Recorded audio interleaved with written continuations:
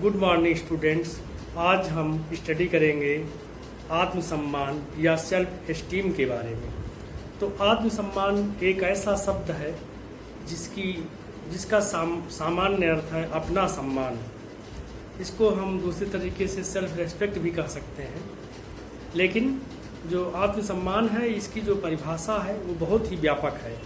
आत्मसम्मान का अर्थ है अपने वैल्यू को जानना। जब हम अपने वैल्यू को जानते हैं या अपने मूल्य को जानते हैं, अपना असेसमेंट हम सही तरीके से करते हैं, तो हमें गर्व का अनुभव होता है या हमें एक गौरव का अनुभव होता है। और जब हमें गौरव का अनुभव होता है, वह गौरव हमें आगे बढ़ने में हमारी मदद करती है। हमें बचपन में माता पिता और बड़े लोग बड़ों का सम्मान करना तो सिखाते हैं, लेकिन स्वयं अपना सम्मान करना नहीं सिखाते हैं, और ये ट्रेनिंग व्यक्ति स्वयं से लेता है। जब हम अपने जीवन में किसी बिग अचीवमेंट को गेन करते हैं, उस समय हमारे अंदर एक आत्मगौरव या सेल्फ एस्टीम की भावना का विकास होता है। आत्मसम्मान एक सफल सुखी जीवन का आधारभूत तत्व है। सफल सुखी जीवन के लिए आत्मसम्मान का होना जरूरी है, लेकिन आत्मसम्मान के लिए बहुत धनी होना जरूरी नहीं है, बल्कि व्यक्ति को अपने आत्मस्वरूप का या सेल्फ नेचर का ज्ञान हो कि हमारा स्वरूप क्या है, हम किस उद्देश्य से हमारा उद्देश्य क्या है, कैसे हम आगे बढ़ेंगे, ये सब चीज़ होता है। व्यक्ति आत्मसम्मान के अभाव में सफल तो हो सकता है, उसका जीवन उपलब्धियों भरा हो सकता है, किंतु वह अंदर से सुखी संतुष्ट नहीं हो सकता। कोई व्यक्ति के पास बहुत सारा उपलब्धि है, सफलता है, और यदि उसके अंदर आत्मसम्मान नहीं है तो वो कभी भी संतुष्ट नहीं होगा, और संतुष्ट नहीं होगा तो संतृप्त भी नहीं होगा। मतलब उसके अंदर अगर सेटिस्फैक्शन नहीं होगा तो वह उसके अंदर संतृप्ति नहीं होगी, उसको हमेशा बेचैनी या व्याकुलता उसके अंदर रहेगी। आत्मसम्मान के अभाव में जीवन एक गंभीर अपूर्णता व रिक्तता से भरा होता है। यदि आत्मसम्मान नहीं होता हमारे अंदर तो हमारा जीवन एक गंभीर रिक्तता, मतलब कोई स्थान या स्पेस एम्प्टी रह जाता है, कोई स्पेस एम्प्टी रह जाता है और वह लगता है जैसे कुछ खाली हो। मतलब आत्मसम्मान की ज़रूरत व्यक्ति को इसी रूप में होती है। अब हम इसको बताएंगे कि आत्मसम्मान को और अच्छे तरीके से परिभाषित करेंगे। आत्मसम्मान स्वयं की सहज स्वीकृति, स्वप्रेम मतलब सेल्फ लव और सेल्फ रेस्पेक्ट की व्यक्तिगत अनुभूति है, जो दूसरों की प्रशंसा, निंदा, मूल्यांकन आदि से स्वतंत्र है।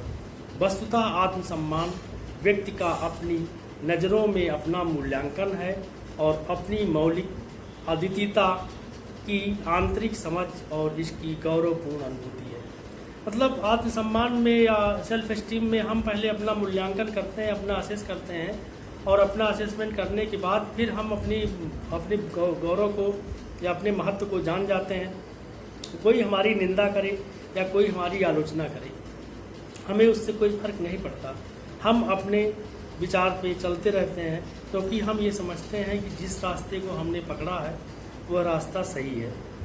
इस प्रकार इसमें दूसरों की प्रेज और दूसरों की क्रिटिसाइज का कोई असर नहीं पड़ता है। और कोई जो आत्मसम्मान है किसी व्यक्ति को अपनी नज़रों में ऊपर उठाता है। आत्मसम्मान या जो सेल्फ एस्टीम है किसी व्यक्ति को उसकी अपनी नज़रों में ऊपर उठाता है और अपनी मौलिक अद्वितीयता मतलब कि जो यूनिक या ओरिजिनलिटी, इसको भी कह सकते हैं, दूसरे रूप में ओरिजिनलिटी कह सकते हैं कि हर व्यक्ति की अपनी एक ओरिजिनलिटी होती है। एक व्यक्ति अपनी रुचियों में और अपनी रुचियों में, अपने व्यवहार में, अपने भाषा में और अपने सोचने के तरीके में, अपने काम करने के तरीके में दूसरे से अलग होता है। तो हर व्यक्ति जब अलग अलग होता है तो हर व्यक्ति को ये सोचना चाहिए कि हम अद्वितीय हैं, हम यूनिक है या अद्वितीय है या ओरिजिनल है। मतलब हमारे अंदर जो है ओरिजिनलिटी है, हम किसी की कॉपी नहीं करते, और आज तक कोई व्यक्ति किसी की कॉपी करके आगे नहीं बढ़ा है। आत्मसम्मान की कमी का प्रमुख कारण जीवन के नकारात्मक पक्ष में गहन तादात्म्य की स्थिति होती है। मतलब अगर आत्मसम्मान में कमी कब आएगी, जब हमारे अंदर नकारात्मकता आएगी, हमारा जो सेल्फ कॉन्फिडेंस है वो समाप्त हो जाएगा, तब हमारे अंदर जो है आत्मसम्मान की कमी आएगी। जब हम जान जाएंगे हमारे अंदर योग्यता की कमी है तो आत्मसम्मान की कमी आएगी। हम बस इसी पक्ष को हम अपना वास्तविक स्वरूप मान लेते हैं। जो हमारी नेगेटिविटी होती है, नकारात्मकता होती है, उसको हम अपना वास्तविक स्वरूप ओरिजिनल नेचर समझ लेते हैं, जबकि ऐसा नहीं होता। व्यक्तित्व का मात्र एक पक्ष होता है। जो नेगेटिविटी होती है वो व्यक्तित्व का एक मात्र पक्ष है, एक एस्पेक्ट है व्यक्तित्व का, पर्सनालिटी का एक एस्पेक्ट है।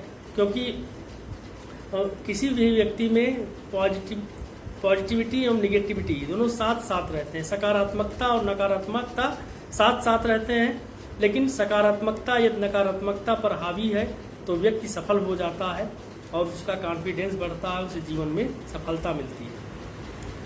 तो वास्तविक रूप से तो हमारा उच्चतर स्व, हायर सेल्फ है, मतलब हमारा वास्तविक जो स्वरूप है, जो हमारा रियल नेचर है, वह हमारा हायर सेल्फ है, मतलब उच्चतर स्व है। उच्चतर स्व मतलब हम अपने बारे में क्या सोचते हैं, क्या समझते हैं।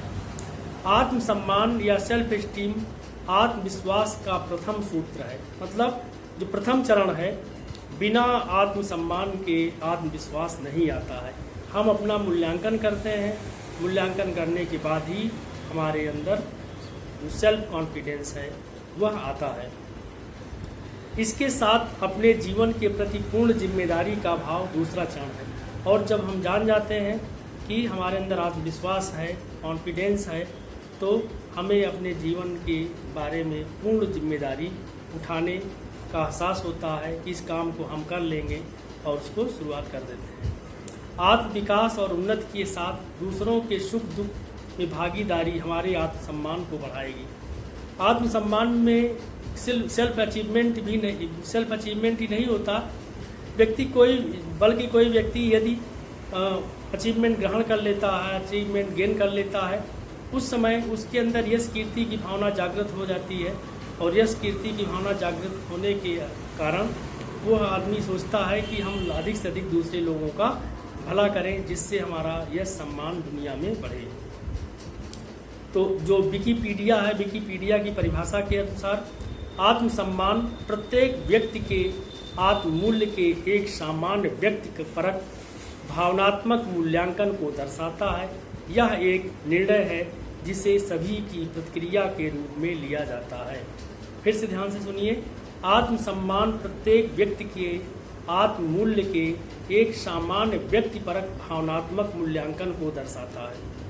यह एक निर्णय है जिसे सभी की प्रतिक्रिया के रूप में लिया जाता है। जो ये मूल्यांकन है, वो जो सेल्फ असेसमेंट है या सेल्फ जो इवैल्यूएशन है, वह वस्तुपरक नहीं है, मतलब वस्तुनिष्ठ नहीं है, ऑब्जेक्टिव नहीं है, बल्कि वो सब्जेक्टिव है।